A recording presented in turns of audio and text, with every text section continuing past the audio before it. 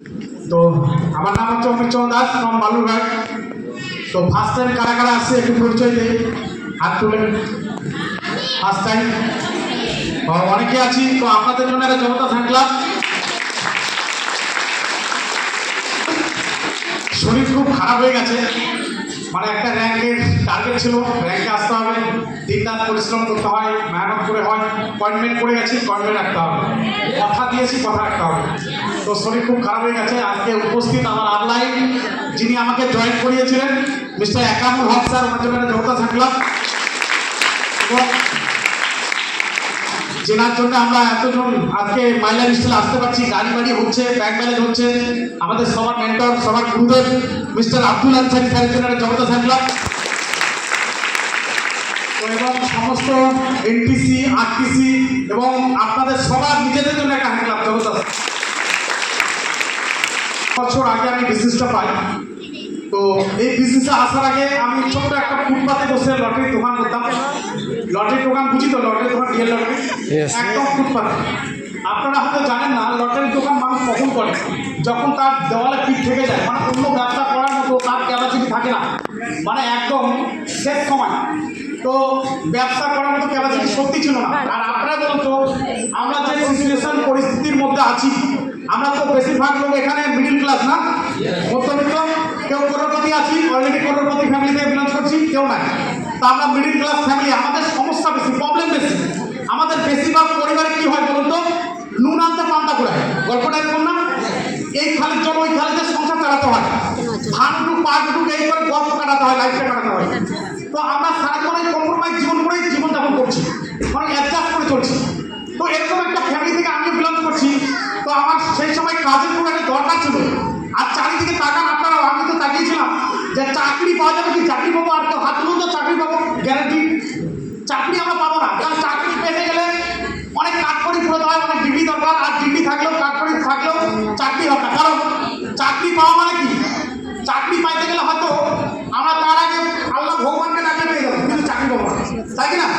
আর business আপনি বলুন, চারিদিকে আপনার টাকা, আমরা কি ব্যবসা করবো? আমরা তো সাধারণ ঘরের মানুষ না, খেটে খাওয়া মানুষ, দিন আগে দিন খাই। আমরা কি ব্যবসা করবো? আমরা কি ওই এয়ারটেলের মালিক হতে পারবো, জিও সিমের মালিক হতে পারবো, অ্যামাজন ফ্লিপকার্টের মালিক হতে পারবো? আচ্ছা, এরকম একটা হল বানাতে পারবো টাকা পয়সা ইনভেস্ট করে? পারবো না। তাহলে আমরা কি করবো? আমরা তো মানুষ, আমাদের মধ্যে তো অনেক স্বপ্ন আছে না? আমরা তো রক্ত মাংস দিয়ে করি, আমাদের মধ্যে স্বপ্ন আছে, পাড়ার মধ্যে একটা ভালো বাড়ি হবে। কার স্বপ্ন নেই বলুন? পাড়ার মধ্যে একটা ভালো বাড়ি হবে। কেন এই স্বপ্নটা নিয়ে আমি আসলাম? আমি ছোটবেলায় আমার মাকে দেখতাম এক হাতে ছাতা ধরতো আর এক হাতে রান্না করতো, মানে ছাদ ফুটো হয়ে কড়াইয়ের মধ্যে জল পড়তো, আর বাবাকে মা শুধু বকা দিত যে বাড়ি ঠিক করে না, ঘর ঠিক করে না। কিন্তু কি করতো বলুন? নুন আনতে পান্তা ফুরায় মিডিল ক্লাস ফ্যামিলি। এরকম ফ্যামিলি থেকে কেউ আছেন আমার বলেন? অর্ধেক তিরপাল অর্ধেক টিম, অর্ধেক তিরপাল অর্ধেক টিম, বুঝতে পারলেন না ভাষাটা? মানে আমার ঘরের ছাদটা হচ্ছে টিম আর বারান্দা হচ্ছে তিরপল। এরকম ফ্যামিলি থেকে উঠে আসছি। কারা কারা আমার দলের আছেন? এরকম মানুষ নাই মনে হয়? ওরে বাপ, এতগুলো লোক আছে আমার দলে, তাহলে সবাই সিরিজে বসে আছে, বাইরে সবাই করোড়পতি মানুষ বসে আছে। আমি যদি ওখান থেকে উঠে আসতে পারি, তো আপনারা পারবেন না? হ্যালো, আমি যদি ওই ফুটপাথ থেকে উঠে আসতে পারি, তিনবারের ছাউনি থেকে উঠতে পারি, তো আপনারাও পারবেন, পারবেন কিনা? তো মাইদের ফ্রেন্ড, আমারও মনের মধ্যে অনেক স্বপ্ন ছিল, জ্বালা ছিল, জেদ ছিল। কারণ অনেকে দেখি ভালো ভালো বাইক নেয়, অনেকে গাড়ি কিনছে, অনেকে বাড়ি কিনছে, আর তার যন্ত্রণাটা আমার বুকের মধ্যে হচ্ছিল, জ্বালা হচ্ছিল, আমার কবে হবে, আমি কবে পারবো, আমি কবে দাঁড়াবো। তো হ্যাঁ টাইমে মাইলেজ স্টেল পাই, আমার একটা সিস্টেম, আর চাকরি বাকরি ধান্দা করি না বাইরে। তারপর আমি প্রোগ্রামে আসলাম, আপনাদের মতো মিটিং হলে কারা কারা নতুন আসছেন যেন?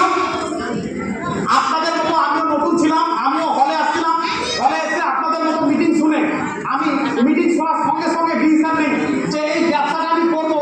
আর এরকম ব্যবসায় আমি মনে মনে খুঁজছিলাম, কারণ যেখান থেকে একটা মানুষ ফুটপাথ থেকে আশপাশে আসতে পারে, একটা মানুষ জিরো থেকে হিরো হতে পারে, এরকম প্ল্যাটফর্ম আমাদের গরিব মানুষের জন্য দরকার, আমাদের মিডিল ক্লাস ফ্যামিলির জন্য দরকার। আমি হলের মধ্যে ডিসিশন নেই, তো ডিসিশন নেওয়ার পর একটা প্রবলেম হয়। কি প্রবলেম বলেন তো? মানি প্রবলেম, টাকার সমস্যা। আমি বাড়িতে আসি, বাড়ির লোক কোনোভাবে করতে দেবে না, কারণ 30,000 টাকা আমার কাছে 3 লাখের সমান। কারণ 30,000 টাকা কোনো মতেই আমি ম্যানেজ করতে পারছিলাম না। আমি লটারি দোকান করি, দিনে 100-150 টাকা ইনকাম করি, কি করে 30,000 টাকা জমা বাইরে ফেলে? বাবা করতে দেবে না, চলে যাও, এগুলো কাজ করতে হবে না। মা বলছে তোর বউ যেটা বলছে সেটাই কর। বিশ্বাস করবেন না মাইডার, আমি শুধু ডিসিশনটা আমি নিয়েছিলাম, কারণ ব্যবসাটা তো আমি দেখেছি না, প্ল্যানটা আমি শুনেছি যে এখান থেকে প্রচুর মানুষ বাড়ি করছে, ব্যাংক ব্যালেন্স করছে, একটা মেয়ে স্কুল মতো মেয়ে আজকে গাড়ি করছে, ব্যাংক ব্যালেন্স করছে, তাহলে আমি কেন পারবো না? আমি একটা ভালো ইন্ডাস্ট্রি পেয়ে গেছি। তো আমি শুধু একটা কাজ করেছিলাম, কি কাজ বলুন তো? 6 বছর ক্যারিয়ারে প্রথমে একটাই কাজ করেছিলাম, সেই কাজটা হচ্ছে আমি আমার ডিসিশন নিজে নিয়েছিলাম। আমি আমার মায়ের কথা শুনিনি, আমার বাপের কথা শুনিনি, আমি পাড়া প্রতিবেশীর কথা শুনিনি, আমার ওয়াইফের কথা শুনিনি। আমার বউ বলেছিল দিল্লি চলে যাও, তো বইয়ের কথা শুনলে আজকে কোথায় থাকতাম আমি? কোথায় থাকতাম আপনার বলুন?